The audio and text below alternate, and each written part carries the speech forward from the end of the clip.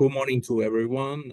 My name is Hector Omi Martinez Rosado, Director of the Procurement Division for the Community Development Block Grant, Disaster Recovery and Mitigation Programs.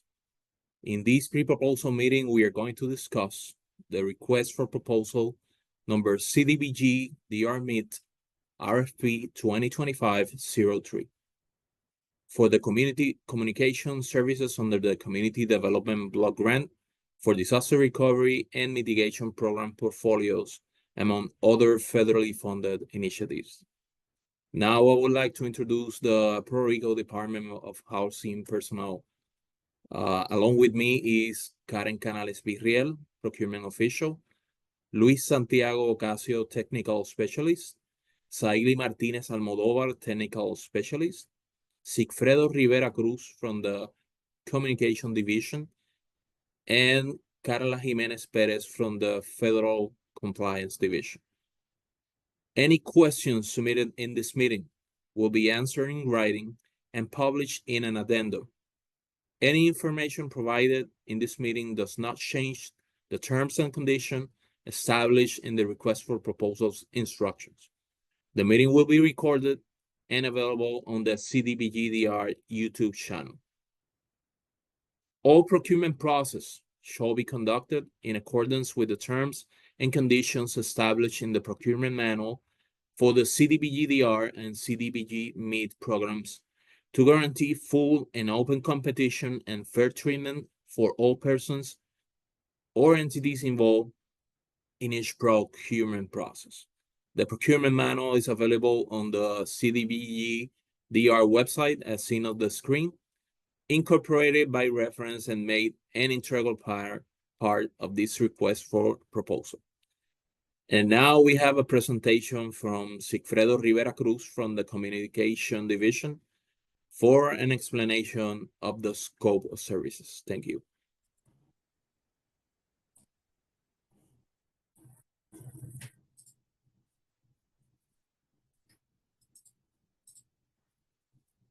Thank you, Hector.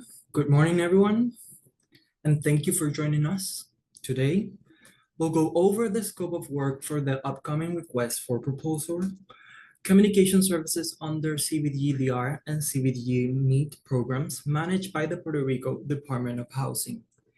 This presentation will walk you through the main requirements, deliverables, and expectations for proposers interested in supporting PRDOH communication efforts. The purpose of this RFP is to select a qualified communications agency capable of leading an integrated strategy to promote PRDOH federally funded programs, CDBG-DR and CDBG-MIT, and others. Our goal is to strengthen public awareness, maintain consistent outreach across platforms, and ensure the public understand how these programs benefit communities throughout Puerto Rico. The selected firm will be responsible for developing and executing a comprehensive communications plan that unifies traditional media, digital media, and public relations under one consistent strategy. This means creating coherent messaging, establishing measurable goals, and delivering tangible results while complying with PRDOH brand and communication guidelines. We also expect strict adherence to deadlines, approvals, and federal compliance. The integrated communications plan must combine several elements. First, traditional media like TV, radio, and newspapers to reach broad audiences. Second, digital media, website, social media, videos, and text campaigns for modern and accessible outreach. Third, public relations, press relations, community events, and crisis management to build trust and maintain transparency. Finally, all initiatives must be supported by measurable metrics, including reach, engagement, and demographic impact. To ensure professional and effective execution, PRDOH requires a multidisciplinary team. Key roles include account director, senior executive, strategic planners, creative and art directors, media planners and buyers, digital analysts, public relations managers, event managers, content creators, and video editors. All staff must be bilingual, experienced, and capable of handling complex government campaigns that comply with both federal and local regulations. Among the firm's main responsibilities are the development and implementation of integrated campaigns, the creation of reports and data-driven insights, and the coordination of media buying and event productions. The firm will also need to manage content archives, coordinate with PRDOH staff and subrecipients, and ensure all communications follows brand, accessibility, and data privacy standards. The contractor must deliver three main types of outputs. First, an annual communications plan to be submitted within 15 days of contract execution. Second, monthly reports that track completed and pending tasks, media reach, and next month's planned actions. And third, additional materials like campaigns, press releases, newsletters, graphics, videos, and event documentations produced throughout the year. To maintain agility and responsiveness, the contract includes clear service level agreements. Time-sensitive requests, like emergency announcements, must be addressed within 3 to 24 hours. Marketing materials should be completed within 2 business days and events coordinated within 5 days. Written materials like press releases or articles should be ready within 1 business days. These standards ensure PRDOH can act quickly and effectively when needed.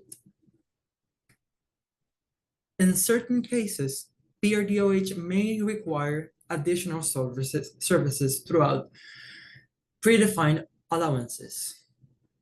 These include event production costs, brand integrations, specialized creative supports, web microsites, and media space purchases. All additional expenses above $10,000 must be pre-approved, supported by 3 competitive quotes, and fully justified before execution. The contract term will be for 3 years, with the possibility of 2 one-year extensions subject to mutual agreement, funding availability, and HUD approval. This structure allows PRDOH to maintain continuity in communications while preserving flexibility for future adjustments. Proposals will be evaluated based on several factors. These include prior experience managing communications for government or large-scale programs, creative and technical capabilities, staff qualifications, integration and measurement methodologies, and overall cost effectiveness.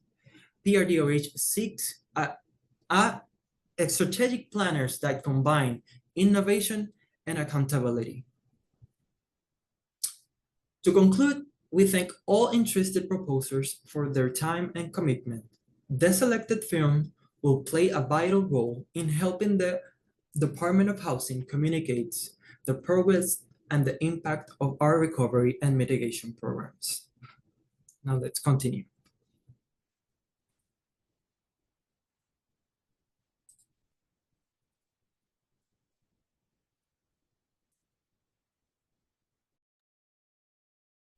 Thank you, Sigfredo. Good morning, everybody. My name is Karen Canales Virriel, and I will explain where to acquire the RFP documents and what are the important dates for this RFP. The RFP documents are available for download on the CDBG-DR website as presented on screen.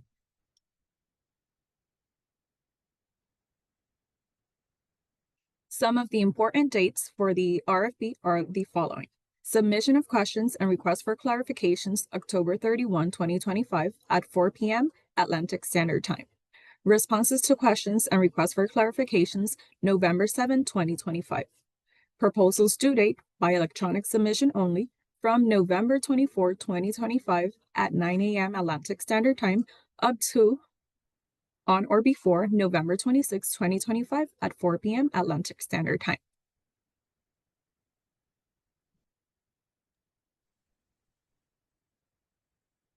Thank you, Karen. Good morning. My name is Luis Santiago Ocasio, and I will explain how to submit inquiries and proposals for this RFP. Regarding the submission of inquiries and addenda, please submit all inquiries in attachment 3 of the RFP and send them to the email as seen on screen. Responses to all proposal questions will be answered by addenda and will be posted on the CDBG-DR website. All documents related to this acquisition process, including the addenda issued by the Puerto Rico Department of Housing, are and will be available for download on the CDBG-DR website. All proposers are responsible for monitoring the CDBG-DR website for any issued addenda in this RFP. Please note that addenda number 1 was published on October 21, 2025. Regarding the proposal electronic submission, proposals will only be accepted electronically. The Puerto Rico Department of Housing will neither require nor accept physical proposal submissions. If a proposal is submitted on paper and electronically, only the electronic submission will be considered for evaluation.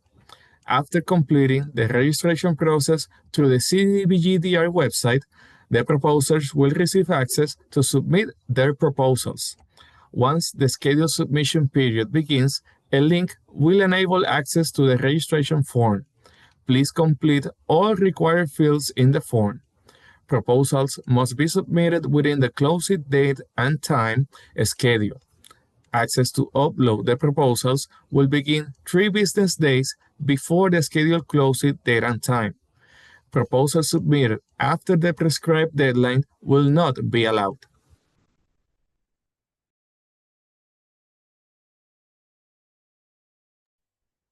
Thank you, Luis. Good morning. My name is Arely Martinez, and I will explain the evaluation criteria and the system for award management registration requirements. The evaluation committee will evaluate based on the criteria outlined on the screen. These criteria are listed in order of importance. We'll start with the critical criteria. First, qualifications and experience of the proposer to successfully perform the services required in this RFP, as evidenced by the successful implementation of relevant services of similar scope and complexity, preferably in large complex public organizations like the state government and federal entities. Second, quality of the proposal approach and its relevance to the services described in this RFP, including implementation schedule and understanding of the PRDOH goals. Moving to the important criteria, professional qualifications and a specialized experience of the proposed key staff, as evidenced by relevant experience to the role proposed. Company capacity, as evidenced by the information provided in the cover letter, executive summary, organizational chart, among others. Capacity of the key staff personnel and the proposer ability to commit adequate time to effectively perform the services in the role assigned within the required timeframe. Then we have the pass or fail criteria, financial stability of the proposer and its capacity to effectively perform the services, capacity of the entity to effectively provide the services required in this RFP. Lastly, under preference criteria, level, quality, and relevancy of participation by Section 3, business concern and minority women veteran business enterprise. Regarding the price proposals evaluation, price proposal will be evaluated according to reasonableness of overall price, allocation of effort, and overall value offered. SAM registration. Proposers and first-year subcontractors must be registered in the System for Award Management, also known as SAM, at the time of the proposal submission or initiate the registration process right after the proposal submission. For more information, please visit the SAM website. There is no fee to create, renew, or update your registration. Awards will only be issued to entities that are clear and not ineligible for award of a contract due to suspension, debarment, or hot-imposed limited denial of participation. Now we will leave you with Carla Jimenez Perez from the Federal Compliance Division, who will explain the federal compliance requirements.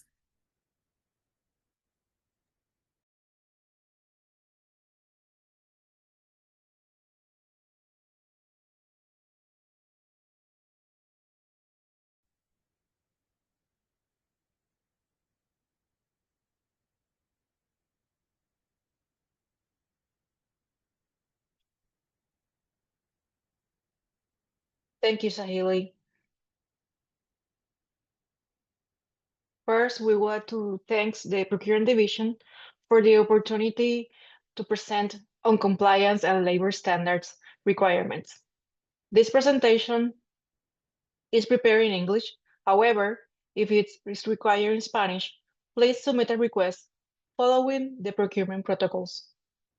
I'm here today representing the Federal Compliance Team for the Puerto Rico Department of Housing.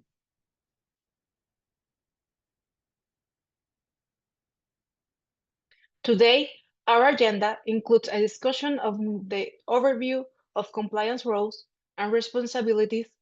We will also review the tools available on our website.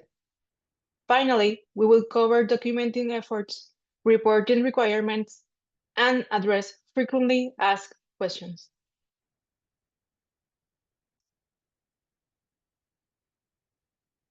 The work to be performed under the contract resulting from this RFP may be subject to the requirements of Section 3 of the Housing and Urban Development Act of 1968, as amended. Section 3 helps foster local economic development, neighborhood economic improvement, and individual self-sufficiency.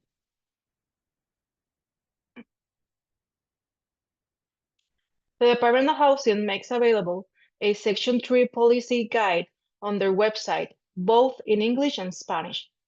Contractors must read and implement activities as applicable and necessary.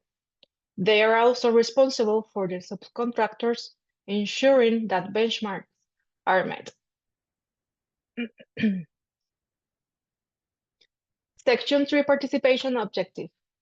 These are 25% or more of all the labor hours worked by all workers on a Section 3 project should be hours worked by Section 3 workers.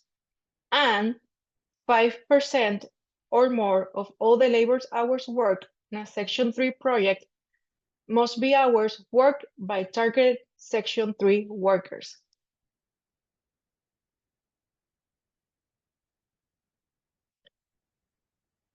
The Section 3 plan, this document template allows contractors or subrecipients to outline their strategies for meeting Section 3 hiring, training, and contracting goals. A Section 3 contractor plan template is available online on the PRDOH website in English and in Spanish. This document assists in identifying new hiring and subcontracting needs, helps plan outreach efforts, and supports coordinators in managing daily activities. Finally, it helps you define compliance procedures, and it helps you understand your reporting requirements.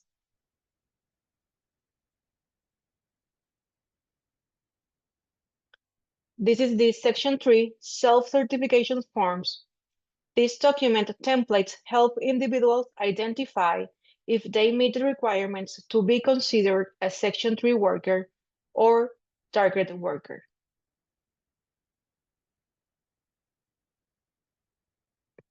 Also, this document, you can find the business concern self-certification form, and this, for the contractors and subrecipients, must make efforts to complete self-certification forms as part of their contracting and purchasing procedures, fulfilling their Section 3 business identification commitment. The businesses that are identified as Section 3 will be part of the database for dissemination of contracting and purchasing opportunities. You can access the self-certification forms through the link presented on the slide.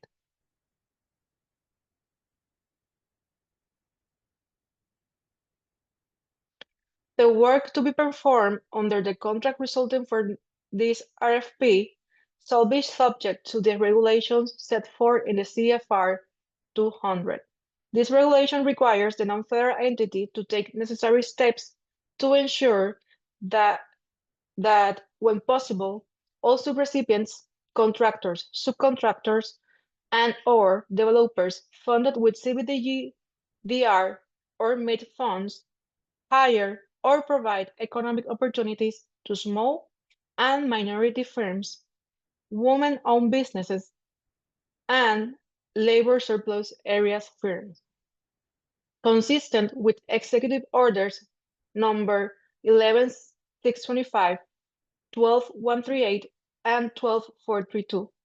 Non-federal entities shall make every feasible effort to ensure that small businesses, minority-owned businesses, and together MWBs and labor surplus area businesses participate in contracting.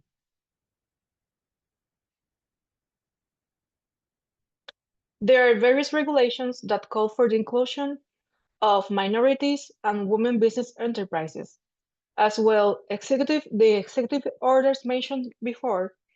They establish the participation of MWB firms which seek to ensure that when possible, contracts and other economic opportunities funded in whole or in part with federal housing and community development assistance are directed to minority and women business enterprises.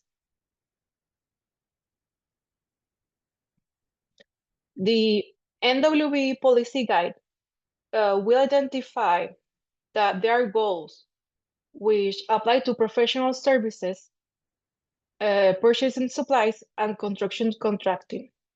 There is a total minimum participation goal, which are 10% for women and 10% for minority-owned businesses. Contractors are expected to perform good faith efforts for contracting, subcontracting, and purchasing opportunities of $10,000 or more during the life of the contract. Let's look at the MWB utilization plan. This tool assists in compiling data for subcontracted purposes. It helps you identify what needs you may have. It helps hold discussion on creating supplier and contractor listings and provides awareness of meeting the goal for the contract and track.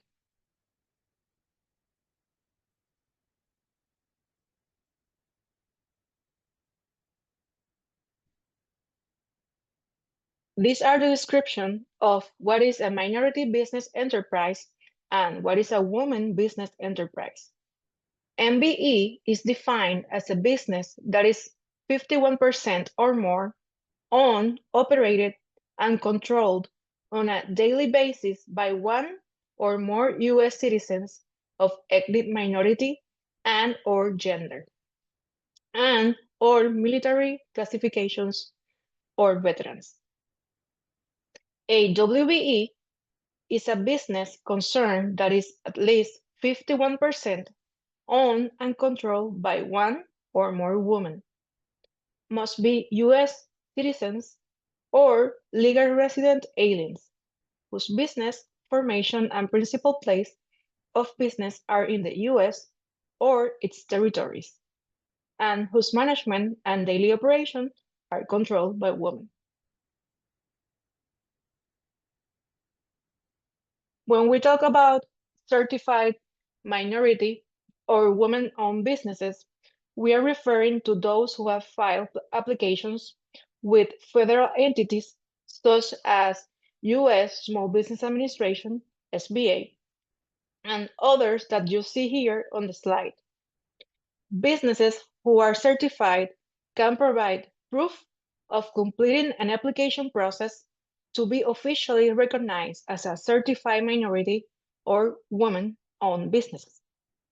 If you are registered as a MWBE, you should provide your valid certificate or other evidence in response to this RFP.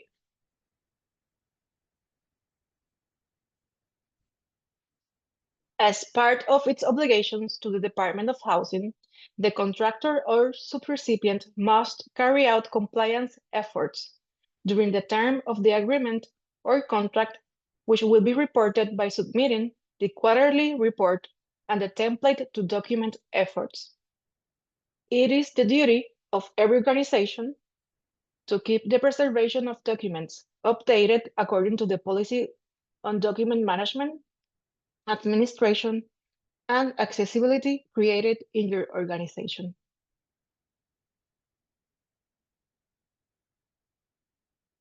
The objective of this document is to facilitate the compilation of all the arrangements and procedures intended and linked to Section 3 and MWBE as applicable.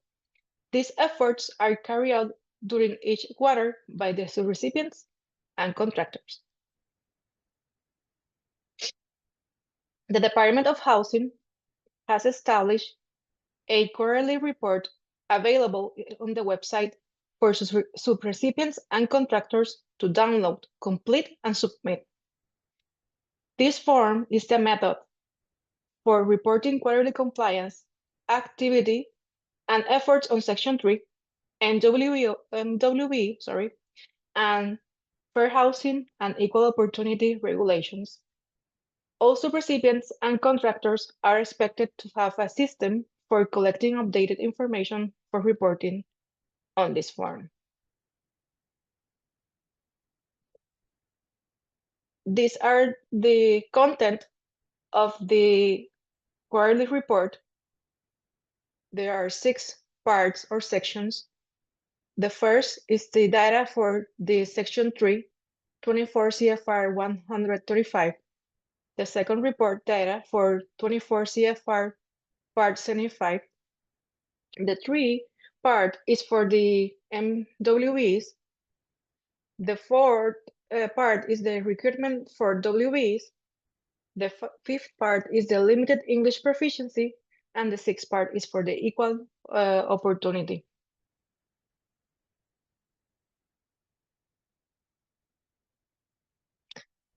PRDOH requires quarterly reports from all contractors to be submitted on April 5th, July 5th, October 5th, and January 5th.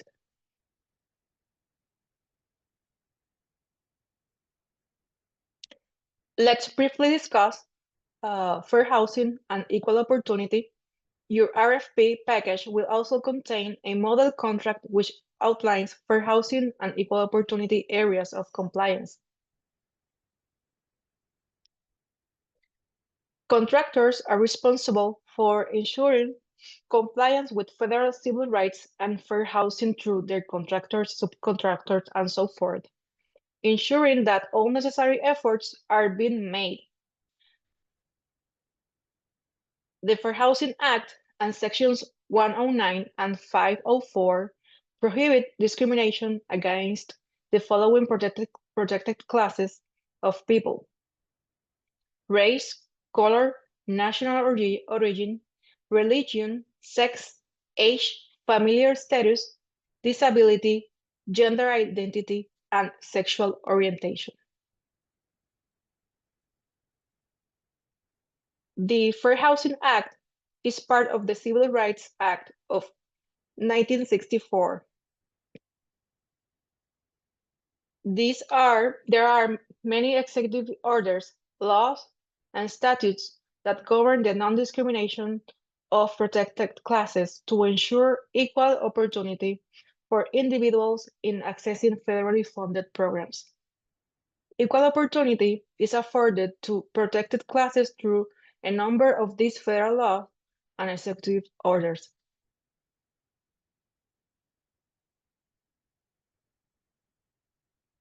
PRDOH has published policy documents addressing fair housing and equal opportunity, as well as language access plan. These policies must be implemented by contractors and subrecipients. They are publicly available online in both English and Spanish. You are encouraged to find them on the website.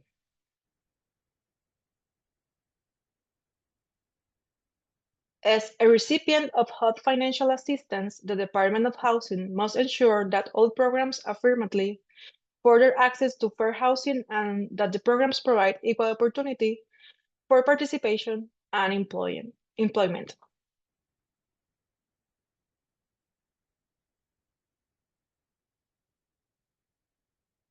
Also, fair housing has the reasonable accommodation or adjustment to a program policy, practice, or service data for individuals with disabilities equal access to the program's benefits.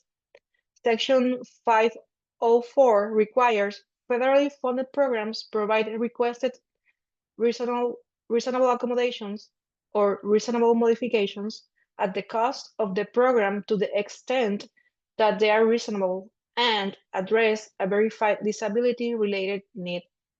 Contractors that have 50 employees or more are required to have a 504 coordinator. The CDBG-DR and CDBG-MIT reasonable accommodation policy provides requirements and guidance for evaluating these requests. PRDOH supports programs in the handling and evaluation of these requests.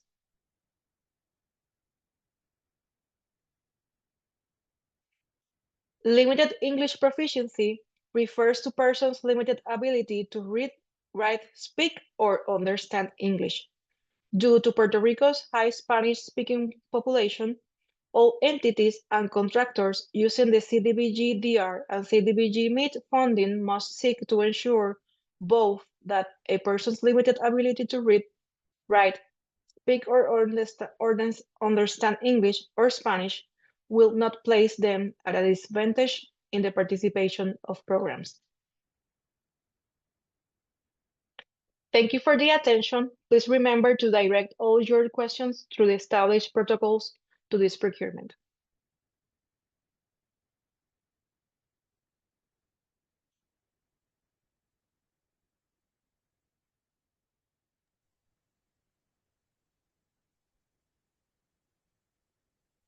Let's continue. Thank you, Carla. Thank you, Sigfredo, everybody at the procurement team, and thanks to everyone for participating in this proposal meeting and for your willingness to work on the recovery of Puerto Rico. We appreciate your time. If you have any questions or inquiries, please fill out the form called Attachment 3 and send it to the email as seen on the screen. Additionally, submit your proposals through the website that's shown on the screen, and we wish you a great day. Thank you.